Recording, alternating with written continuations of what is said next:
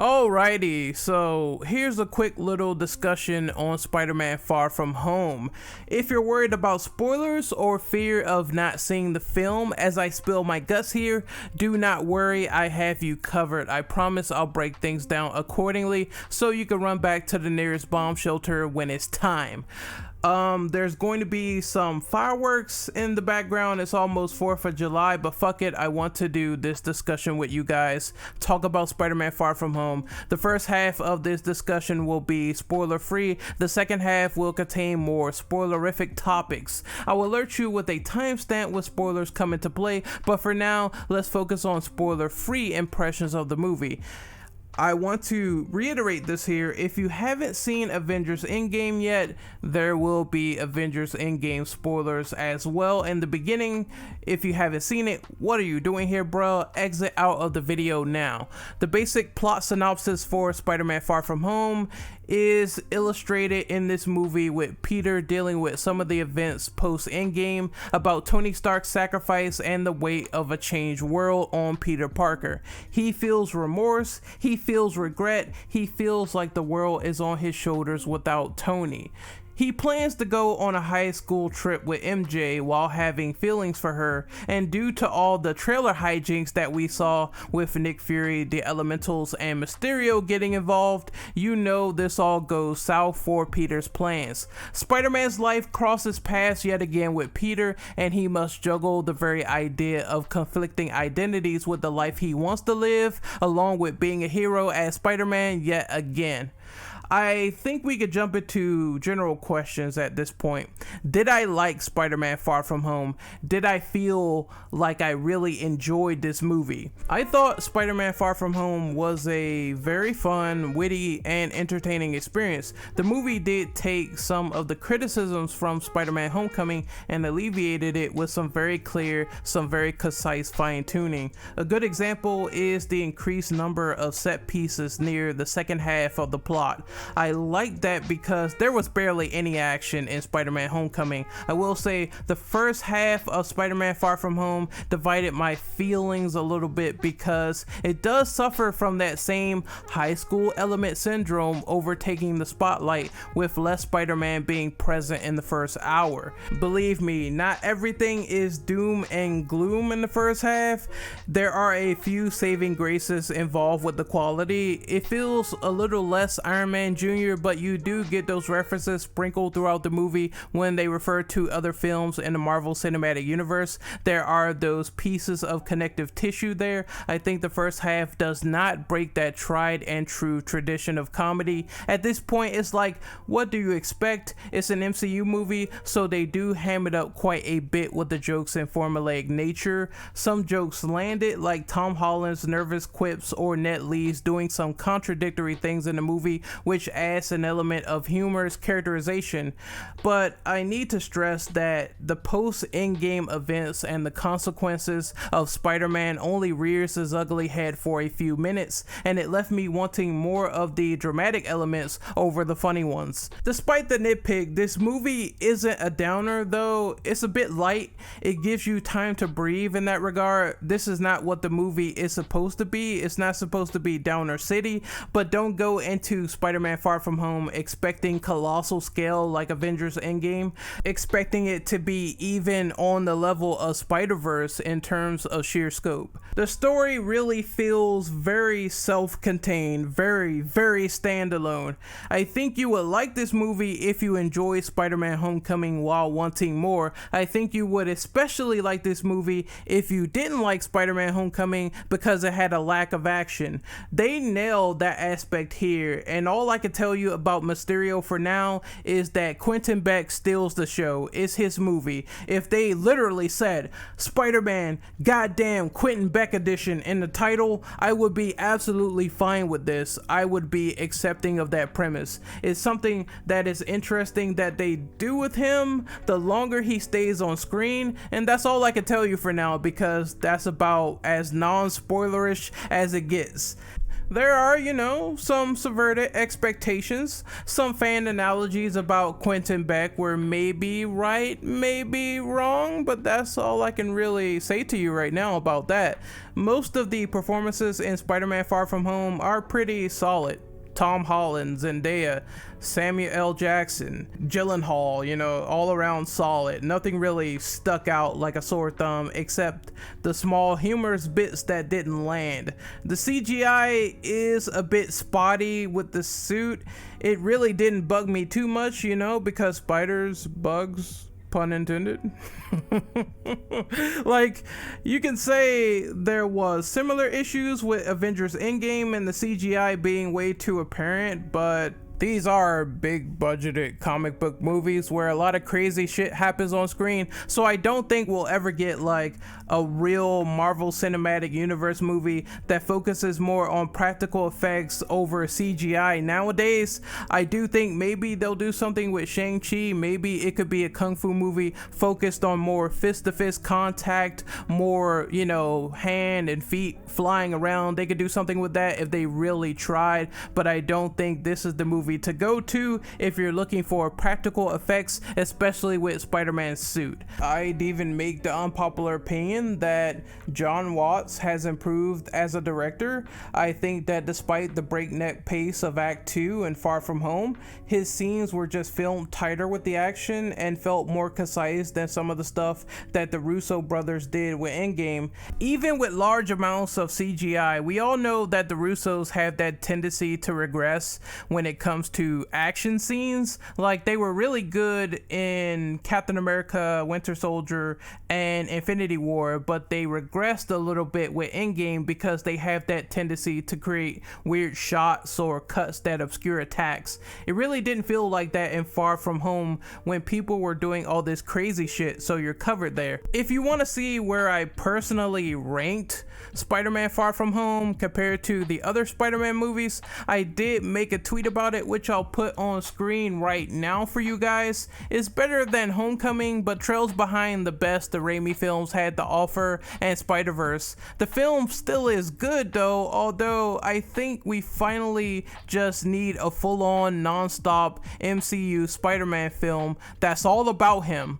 They showed us what he can do. They showed us what he's capable of. They showed us how smart he can be. It's time to finally cut him loose for once. It's time to finally take off the training wheels for a first, middle, and last act that is all about Spider-Man in an interesting scenario that leaves the high school aspect somewhere on the cutting room floor. That's what I want. Now that we talked about all the quality, cinematography, pacing, formula, and the acting, I think it's time to go balls deep into spoilers. If you haven't seen the movie at this time code, then I would heavily suggest not going past this mark. Get your butt in the theater and go see it. Now, on to Spoiladoras, the spoiler segment. I gotta say, I think it was funny that people didn't believe Mysterio was on some bullshit, that Mysterio was lying to Peter Parker, because the trailers conveyed Mysterio as a hero. And if you know Mysterio, he is the master of illusions, the master of deception. So I know he was lying to Peter the whole time, and the movie conveyed that. And I was like, thank God. The whole lie about an alternate universe, about him being from 616 or whatever the fuck he was saying, I know that was made up trash. He even said, hey, that guy made up my story in the corner there when he was in the bar. He takes the special glasses that Peter gave him. I thought it was brilliant because Peter didn't want that responsibility anymore. He trusted in someone. He thought that he could hand over the responsibility to Quentin Beck, and lo and behold, Quentin Beck turns on him. He's not some shattered version of Edge of Time Peter who lost his wife, who lost everything, and he's trying to be some sort of dictator about murder and all this weird and crazy shit. He's Quentin freaking Beck. He betrayed him and he wants to have his own way. I really can't disagree that there isn't stakes involved when you find out the villain term, because eventually they find out that the elementals were fake. Beck basically left behind this projector and Peter and MJ finds it. So Quentin Beck doesn't really want to lose his recognition after everyone loves him, after everyone fell for the gag that the elementals were fake. Eventually, Beck just says, we're gonna kill these kids, fuck these kids, we're tired of them. And that's how the stakes are raised. Eventually, there's a kill order put on MJ and his friend Ned Lees and the gang who knows that Peter is Spider-Man. They do a lot of wrong place, wrong time scenarios whenever Peter thinks his friends are safe. The classic Spider-Man 101 trope happens where his friends really aren't safe. The final battle, the climactic battle where the villain dies, is very confusing. It's really weird because we know Mysterio was supposedly wounded on the bridge, yet he sent the footage to everyone about Peter's identity. So it leaves a big question mark on that one. Is he really alive? Is he really dead? I hope he's really not dead and it was just a ruse by the illusion so the Sinister Six can really potentially happen. Edith did say that the death on the bridge wasn't an illusion, but maybe Mysterio tampered with the glasses, so you never know. I just think that possibility could happen because Mysterio's death right now is unknown. Jake Gyllenhaal was great. He was great, man. He was really good. That's why I hope he comes back. I still think that Marvel needs to learn that killing off your villains repeatedly dries up the well a bit for more future conflicts with differing movies. Mysterio's illusionist scenes are absolutely insane. I knew the movie was going to do this. I knew the movie was going to make Peter trip massive fucking balls, and they did that to an insane effect. Those illusionist scenes where Peter cannot distinguish reality from fiction, what's going on with Beck interrogating him, it was brilliant. He was messing with his mind and pretending to be his friend just to get what he wanted, which was more information. Mysterio fans are going to love those scenes in particular. I think they might even love this movie down to the damn wire. I love that they reference the reflections of glass in the comics when Pete's trapped and he doesn't know how to get out. He doesn't know what to do. It's these little visual cues that they take from the comics with the mirrors of glass and those scenes that get me every time. It's similar to Spider-Man being trapped under the rubble in Homecoming and giving up hope and realizing that he's finally Spider-Man. He's the guy that people need before powering out, which is another iconic comic book shot. Let's talk about the post-credit scenes. There's two big reveals for mid-credits. The first is obviously finding out Spider-Man's identity. Everyone finds out that Peter Parker is Spider-Man. It gets exposed to the public. A lot of people aren't going to like this, but personally for me, after reevaluating it, after thinking about it, it has been done before in some instances in the comics and in the Spider-Man cartoons. Spider-Man's identity is really not the most well-kept secret to most publications or villains who randomly just find out who he is, or they get those situations where they tie him down, pull off his mask, and they find out he's Spider-Man. Even J. Jonah Jameson in the Spectacular Spider-Man cartoon found out his identity, and he was going to publish that to the Daily Bugle. Cue the videos. And now for the coup de grace. Scarlet, please divulge to me Spider-Man's greatest secret, his true identity. I know you, Ben. I know you won't do... Nice to finally meet you, Peter Parker. You want the wall crawler? No! Then here's a scoop. Peter Parker is Spider-Man! Well, he's a kid, not Spider-Man. Yeah, but just in case. We're ready to run with this.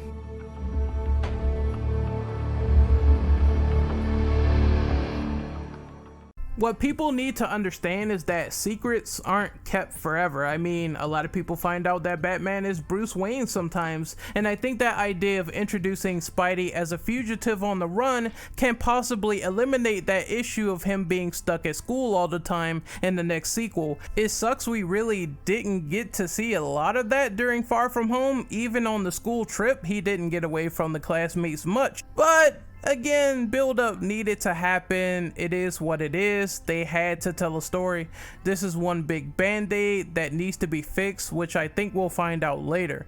Here's a curious thing that happened that a lot of people aren't really bringing up, so I'll bring it up. Remember Homecoming's end credit scene when Matt Gargan, aka Scorpion, comes up to Vulture and he wants to know Spider-Man's identity because of a rumor?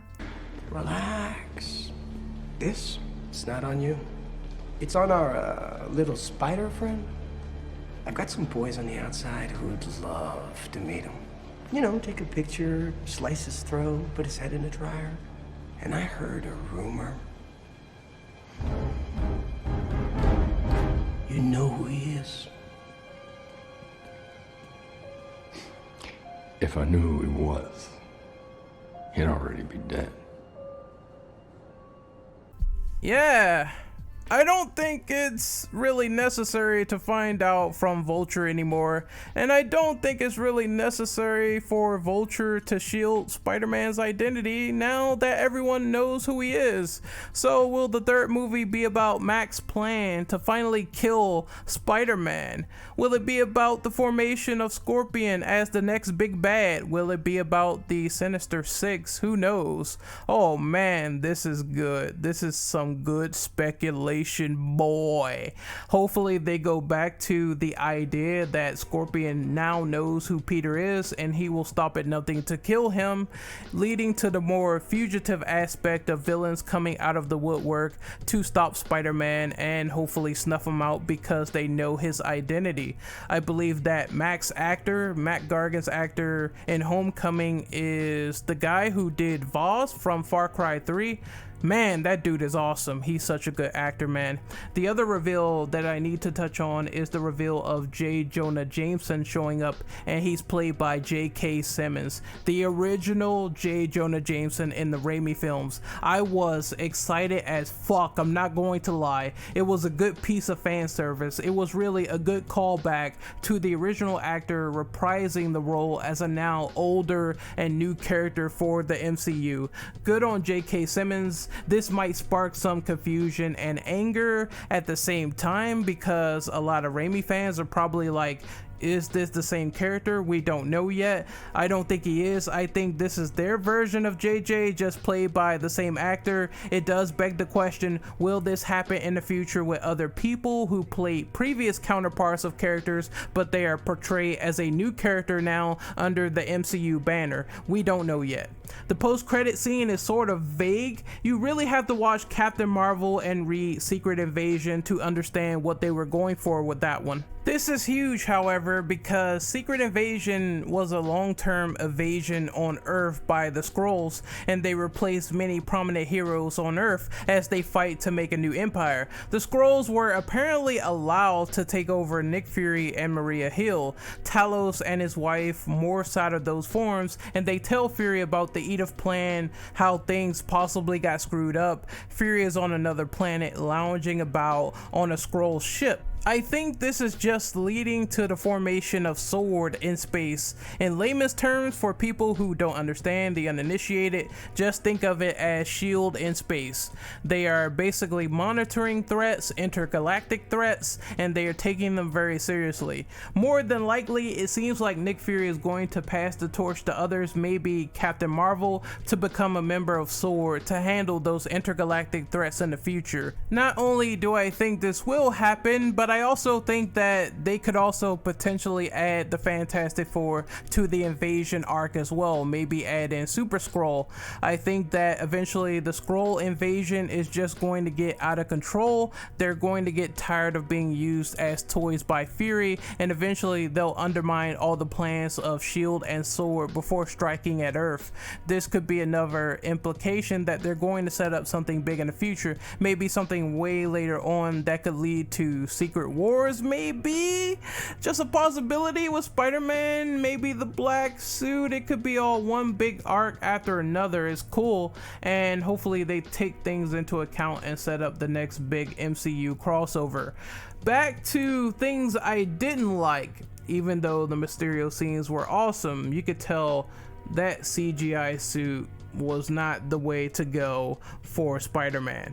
That is one negative that I always had about MCU Spider-Man. I don't understand why they don't have the traditional suit on the person, but they opt out and they use CGI suits more. I really didn't think that Ned Lee's and Betty Brant's relationship added anything to the table, and that jealous guy Brad was just stupid. I wanted to punch him in the face. I guess he served his purpose, but oh my god, I hated that character. If you're into high school soap opera fluff, then more power to you, but it's displayed a lot in this movie and it is a big problem. It slowed the first act to a crawl. I did like the scene where Peter was in the buff with this shield lady and she wanted him to take off his clothes, and basically Brad walked in and he's like what the fuck is this? It's so funny. He's like, what the fuck is this shit? That scene was funny as hell. But you know, they do have some funny scenes. They do have some cool scenes as well, like Peter being in the bus and he's trying to stop Brad from sending the picture of himself and the lady to Mary Jane. Peter's trying to figure out a way to stop this particular risque photo from being sent. Peter then activates the kill mode in the glasses because I guess Tony Stark is obsessed with people dying, especially high schoolers. So it's activated just like the suit from Homecoming where kill mode goes on, stuff dies. He's trying to stop Brad from being killed, and there's this awesome scene where he like distracts everyone and Peter jumps out of the bus. He shoots out webs in slow motion and he attacks the two drones and kills them, and he sits back down like nothing happened. I think he knocked out Flash Thompson in the process, which was funny as fuck. He slaps the shit out of him and he doesn't know what happened. I think that was also, you know, a fine bit of humor there, a fine bit of a drastic situation going on. Eventually Fury finds out about it, etc.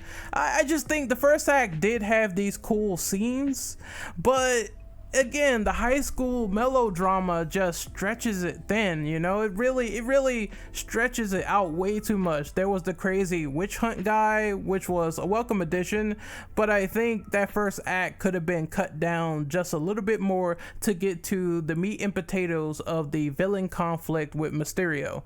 The references with Iron Man Jr., and everyone says this, oh god, now Peter's Iron Man Jr., there's a lot of this, Iron Man's dead, is going to be a lot of this. It wasn't really overbearing in this movie to the point where it didn't seem like a Spider-Man movie at all.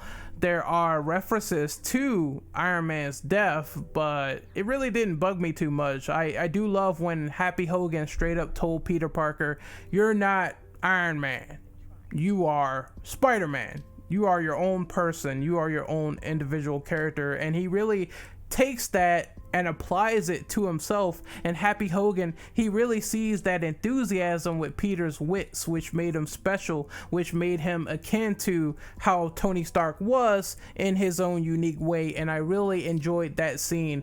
Peter is a genius in the comics, and they made him branch out on his own after Iron Man's death. So it really didn't feel too preachy. It was just there to give him motivation to move forward, which he does, which I like. Believe me, it was like way too much fucking Iron Man in Homecoming, way too much. There's less Avengers references this time around outside of like a few about Thor, which really surprised me. Again, I think John Watts really learned from his mistakes in Homecoming. He learned from the criticism, even though some of it still exists here or there. I think he did take some things to heart. They fixed MJ as a character. She's a lot less annoying in this movie, I feel. And is it just me, or did anyone else find it weird that the ballroom robbery that was in the trailer got fully cut from the film?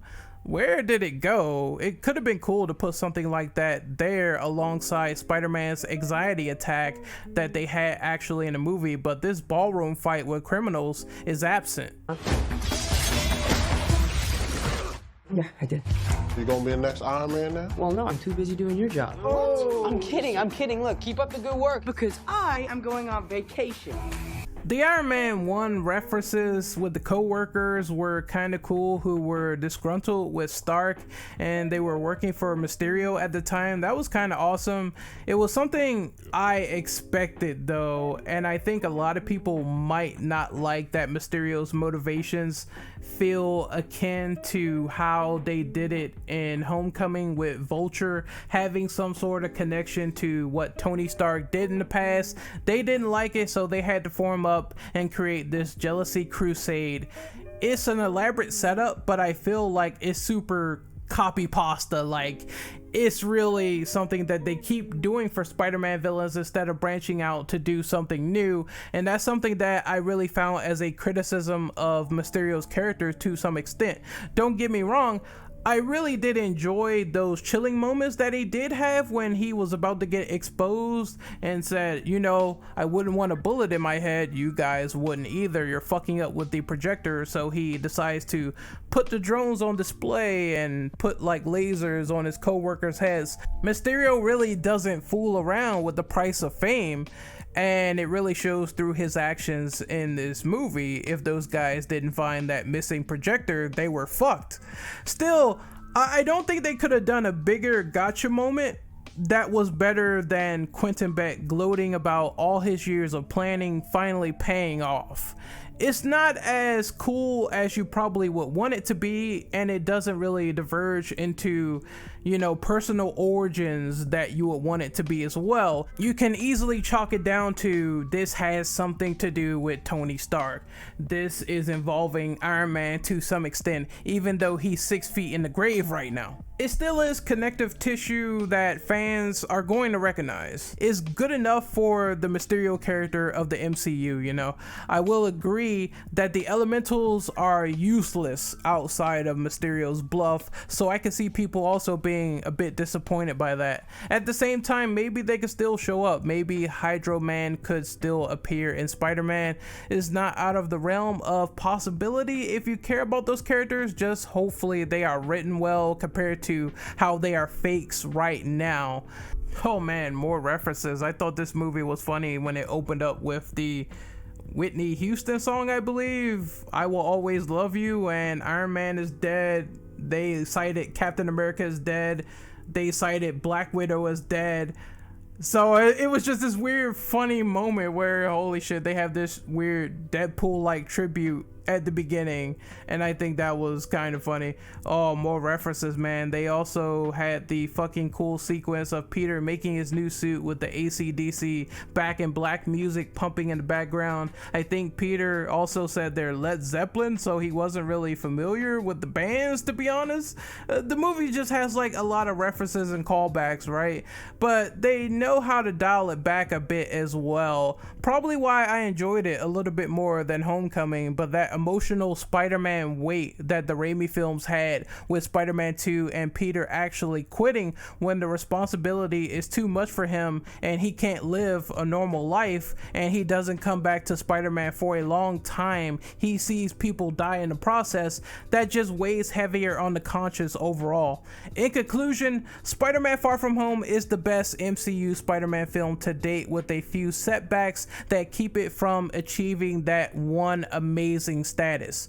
John Watts has bettered himself as a director, and he incorporated some unique ideas with Spider-Man going rogue in the sequel. Maybe that will be a lot more interesting than this film was. He's fighting for his identity now, and everyone knows who he is, and I think it will only get better from here, and I think the stakes set up will be the most interesting in this new trilogy. Again, this movie is a good time for Spidey fans. I had a blast. I think it is a great movie, especially in the second half, and so far for all the achievements they have created, I thought it was a solid effort. I thought that the acting was great. I thought that the cinematography was great. I thought that the pacing was actually rock solid in the second half, and I do give them the benefit of the doubt. Tom Holland is amazing as Spider-Man. He really nails that sort of charisma. He nails that sort of sadness inside of him when you see him, and I have to give Spider-Man Far From Home a letter grade of a B-. Alright guys and girls, I hope you really enjoyed this video. Once again, spread the love, spread the positivity, like, share, subscribe. Let me know in the comments what you thought about Spider-Man Far From Home. Did you love it? Did you hate it? Did you think it was meh? Sound off. Let me know what you thought about your theater going experience watching this movie. Once again, do not forget that the Far From Home suits are in Spider-Man PS4 now.